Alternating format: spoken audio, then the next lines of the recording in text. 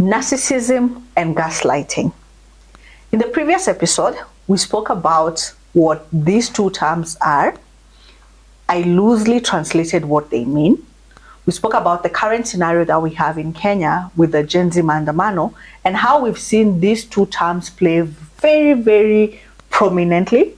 We also spoke about some examples of narcissists that I know of and characteristics of narcissists and how to deal with them.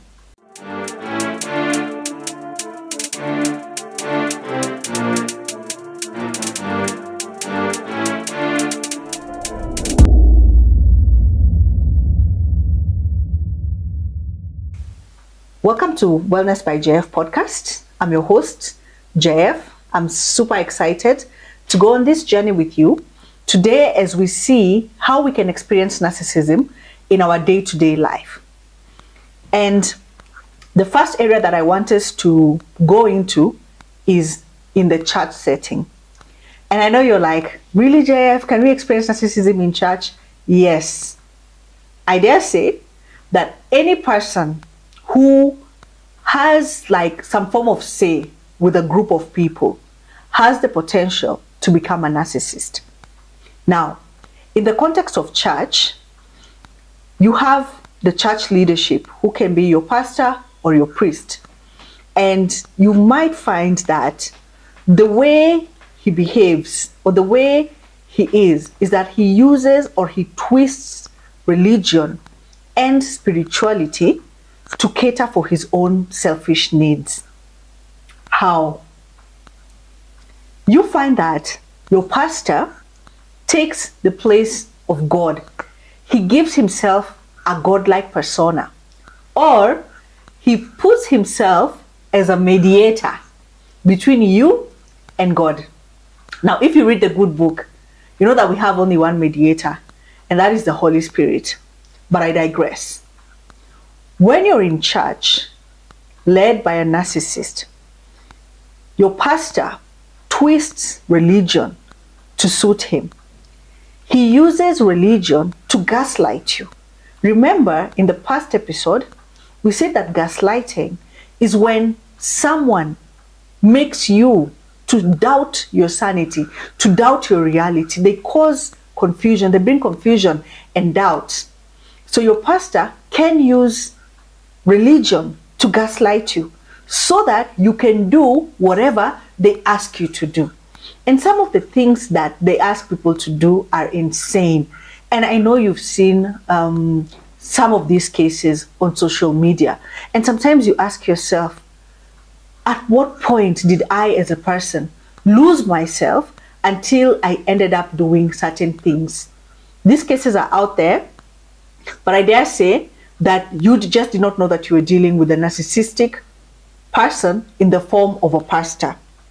You might also find that if you refuse to do what your pastor or your spiritual leader asks, by the way, it's not only pastors. These narcissistic people in the religion aspects can be even sheikhs, can be pastors, can be gurus in the temples, or any place where people look or are seeking some form of spirituality. You find that if you decline to do what they want you to do, they go on a very serious smear campaign. They spoil your name in the church. If you had a form of post or you were elevated a bit in the church, they demote you. They spread rumors about you. And then they do something that has caused a lot of pain for many people. They isolate you. And so you're not only dealing with the lost relationship between you and your spiritual leader, but you'll find that you've also been set aside and you've been put by yourself in a corner, almost as if to punish you. Some of these narcissistic pastors are very, very cruel. And this behavior in the church is what has caused a lot of spiritual wounds as we know them, as we know it today. we find that there's a lot of people who are now moving away from the church because they were hurt by one man of God, and supposedly they don't want a relationship with the church anymore. One thing you must look out for when you're looking at a spiritual leader is that if you notice that your spiritual leader does not practice what they preach, they practice water, but they're drinking wine, I want you to know straight up that you're dealing with a narcissistic church leader or a narcissistic pastor. And what are some of the other signs that you can look out for? Number one, they resist feedback. These kind of pastors do not want feedback at all. Whatever they say, however the church is run, whatever they do is up to them. They are their own advisors. And so whenever you try to give them feedback, they're not really interested. And sometimes I know that you might go in and you have a very good heart and you want to help the church grow, but you'll notice that they're not really keen on your feedback. Just make a mental note that this is a narcissistic pastor. Also, they judge people oftenly, and also they judge very, very harshly. One small disagreement and you'll be labeled Tobias and Sanballat, who did not want Nehemiah to build the wall, and they blackball you, they blacklist you and put you on the side there together with your family. That whole experience can make you very bitter and can turn to be a very bitter pill to swallow. That's why you find that a lot of people just, in response to this kind of thing, they just move away from church altogether. And other sign that these narcissistic pastors use is that they, when they want to untwist you to do what they want, they give a spiritual reason as to why you should do what they want. And they'll make it sound as if it's God who is asking you to do this thing. And if you refuse, they make it seem as if you are going against God. See, if you're a Christian and you love God, majority of the time you love God and you want to do what God wants you to do and you want to live your life in a way that pleases God, this kind of behavior in the church puts you in a compromising situation where you start questioning yourself. Am I really doing the right thing? Am I born again Christian? Am I pleasing God? When you find that you start questioning yourself in this area, and it's because of how your pastor is behaving towards you, point blank period, you're dealing with a narcissistic pastor. And the most you can do, the best you can do for yourself is to disengage and find a church where you can grow wholesomely without being blackmailed or being abused, so to speak. I want us to go into narcissism in the workplace. Before we go there, I want you to note that narcissism, as I've mentioned in the past episode and now, is a character trait. And so what is changing is that it's different scenarios are changing, but it's the same thing. So if you meet a narcissistic boss or a narcissistic colleague, the first thing they'll do is that they'll sabotage you. No matter what you do, they will always put pitfalls in your road, on your path, so that you fall. And you know that we have, naturally, by virtue of working with other people in the corporate world, there is some behavior you're supposed to have. You're supposed to be a team member, and when you find that you're dealing with a colleague who is out to ensure that you fail, that is a narcissistic boss. And if you've ever had the unfortunate chance to deal with a narcissistic boss, you know how it affects your mental health to the point that you really do not want to even go to work at some point, knowing that you're going to meet this person. The other thing that narcissistic colleagues do at work is that they make you very unhappy. Because when you're dealing with a narcissist, there's nothing you'll do to ever gain their validation or to gain their admiration. These are people who are self-absorbed, self-centered, and so they only think about themselves. And then they make the environment in such a way that you would always be unhappy and they would always seem as if they're happy and they're okay with how things are going. And narcissistic colleagues also, the main character of them is that they put you down. There's a way that even though it is in the work environment, but you're working with human beings. And so there's no human being that likes to be put down or to be walked and trampled upon. Narcissists, that is their main strength. The most they do is, irrespective of what you do, you might have given your all in a project, but when it comes to them, like speaking about your part, they will ensure they put you down. They will ensure they kill your morale, they kill your psyche, and get you to think that you're not really doing anything, you know. Another sign of this narcissists, something just came in my mind. There's a book I read, and this author called them snakes in suits. So another characteristic of these snakes in suits is that they lie a lot. They would outrightly lie. You know, in the workplace, it's different because you don't want sometimes to appear as petty. You're trying to be mature. You're trying to use your emotional IQ to get work done. And so narcissists will just outrightly lie. You know that that was not it. If you had not followed up, say maybe a specific conversation with an email, a narcissist will lie and turn the thing against you. One of the biggest trends that you can have, I believe I also mentioned this previously, is that once you educate yourself and you're able to see that my colleague or my boss is a narcissist, you know exactly how to deal with them.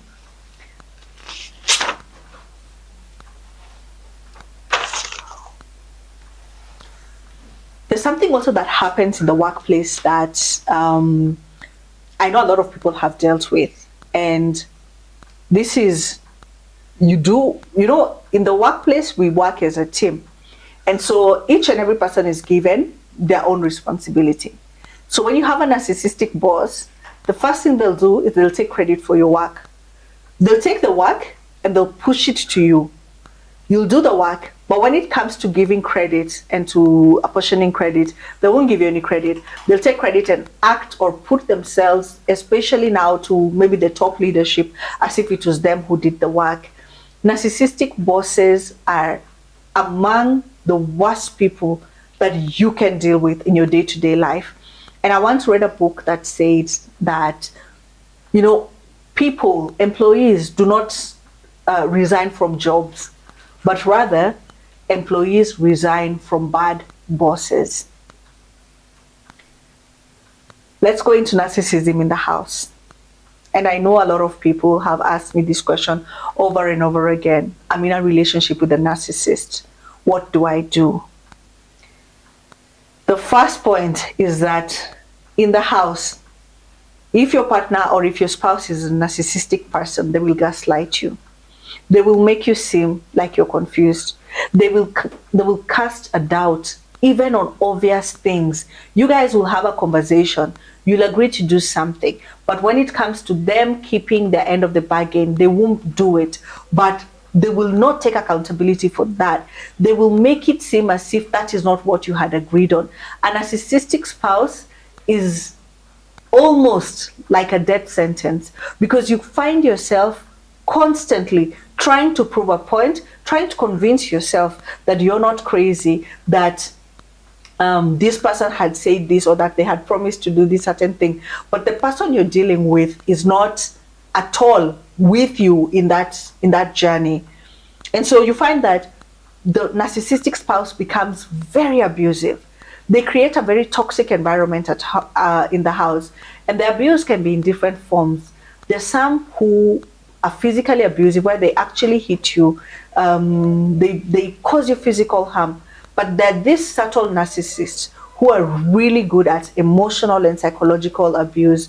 And you know, I normally say that sometimes I even prefer physical abuse, because, not prefer like it's okay, but I mean that sometimes it's easier to deal with physical abuse, because you can be able to see where the black eye is, you can be able to see the broken tooth, you can be able to see the cuts, and you can treat them.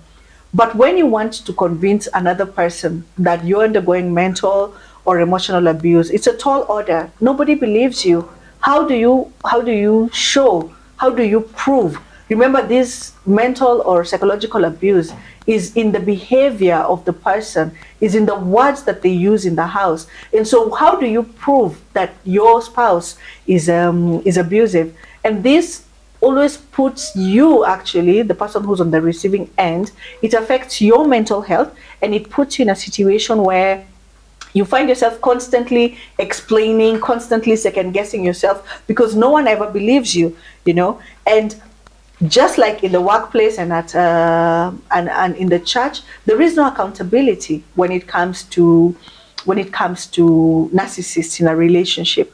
Because see, at the end of the day, when you have a relationship with someone, there is some form of accountability you have to this person. If it's your husband, you are accountable to your husband. And so you find that when you're dealing with a narcissistic spouse, they don't take accountability, they don't take responsibility, they throw responsibility most times on you. They tell you you're overreacting or you're being too sensitive, I didn't mean it like that. And that just leaves you feeling very unloved and unappreciated. And the thing about narcissists, especially in relationships, they can be very confusing because they blow hot and cold at the same time. At some point, it's seemingly as if they love you so much, they understand your needs and they're meeting your needs, and then they switch in a moment, and before you know, they're so cold, they build up walls, you can't get through to them, you're trying to have emotional conversations, you're trying to connect to them emotionally, but they've built up walls, and you end up feeling very, very drained. At the end of the day, you might find that you struggle with your mental health yourself as a person who's on the receiving end. A question that has come up a lot of times is, like, what causes narcissism? Like, where does this thing come from? And studies have shown that it can be narrowed down to 3 or 4 major reasons that I'll just like really brush through really quickly. And number one is there could be a neurological problem. There could be a neurological problem with how your brain is developed. There is some studies that have shown that the scans of narcissists have show some problems with how their brains are developed. Then we also have environmental issues where a person or a child grew up in an environment where there was excessive praise, excessive admiration, and so they grow up thinking that they're the real thing and they're the real deal. And so as adults, they're not able to change that or to reverse that. We also have childhood trauma. Some people grew up in really difficult environments, and that caused emotional wounds. So narcissists are really people who are dealing with trauma and wounds, like such as shame and guilt that they got when they were children and they didn't deal with them. And so as adults, it shows up in this grandiose sense of self. Lastly, a cause of narcissism is, there's some studies that have shown that narcissists or narcissism can be inherited. That if your father or your mother is a narcissist, you might just learn the behavior and you yourself could become a narcissist. You meet this person who says, listen, I'm a narcissist. What do I do about it? And the first thing I'm going to encourage you to do is I want you to seek help and to seek therapy. Therapy is not a magic pill that you'll take and everything will be okay. But therapy is going to provide you a safe space where you're able to explore some causes, explore your fears, explore your emotions and your actions, and find out, why do I behave the way I behave? And so when it comes to dealing with narcissism and changing narcissistic traits, therapy is the first thing that you can do for yourself.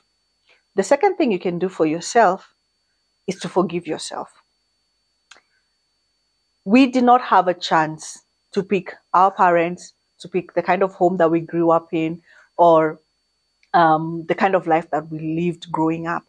And sometimes you might have gone through a very difficult childhood and you came out as an adult hurt and dealing with trauma that you don't even know about.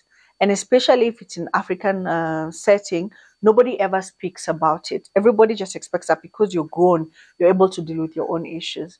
And one of the things that you can do for yourself is to find out, what is this thing? What is this shame I'm feeling? What are these emotional wounds I'm dealing with? And to forgive yourself. And you'll find that once you forgive yourself, you'll find it easier, and you'll notice that you can now even be able to engage with other people without filters. You'll be able to see people for who they truly are, as opposed to seeing people through the filters of what has happened to you and what you went through growing up. I know there's some traumas that can be caused, like say such a thing as extreme poverty. You find that people who've grown up in extreme poverty cases, once they get money, they become extreme, one of the worst narcissistic kind of people that you can meet. And this is because when they grew up, they didn't have anything. I remember hearing this actor called Terry Crews one day saying that even though he's made it right now, that the biggest fear he has is that he would sleep and he would wake up and he would discover that he has nothing and he's gone back to where he came from. And that is the biggest fear he has. And he said that he had to go for therapy for that, because irrespective of his big house and his big bed, sometimes he could not sleep because in deep within, he had the fear that everything he had was a lie, and that he was going to go back to where he came from, which is go back to like a very poor kind of setup. So once you forgive yourself, the filters come off. You meet a person, you see them for who they truly are, not through your filters, not through what you have already experienced. The other thing that you can do is that you can start to journal. I know it sounds cliche. Many people have a problem with journaling, especially men. But let me tell you why I think that journaling can help with treating or correcting narcissistic traits. Once you start or you develop a habit of journaling where you write your thoughts and you are able to go back sometimes and read your thoughts, you'll notice one thing. You'll be able to pick out patterns. You'll be able to pick out triggers. You'll be able to pick out habits that you have been doing even in the past. Knowledge is power. Once you know that this is what I've been doing, you're able to deal with it. So the next time that thing comes, you're able to deal with it appropriately. Lastly, if you're a narcissist and you want to stop being a narcissist and you want to change, you must be willing to identify and to deal with your triggers. We all have different triggers. There's one thing that always comes to my mind whenever I think about a trigger, and this is in relation to the Westgate terror attack that we had a few years back. There are people who are in the mall who are caught up in the middle or in the midst of that fire. They did not die, they survived. But until date, when they hear a loud bang, their immediate reaction is to flee. Why? Because that bang represents for them that experience they had in Westgate. Now, you who was not at Westgate, whenever you hear a loud bang, you're chill because you don't have any trauma event associated with it. Once you know your trigger, you are able to deal with your trigger and you're able to catch yourself before you get into that roller coaster or downhill trend of just going into rage and anger. I've been your host, JF. This is Wellness by JF podcast. And if this is content that you like, let me invite you to like, to share, and to subscribe. You will not only help us to grow the show, but you'll also put a smile on my face. Thank you for tuning in. Let me see you on the next one.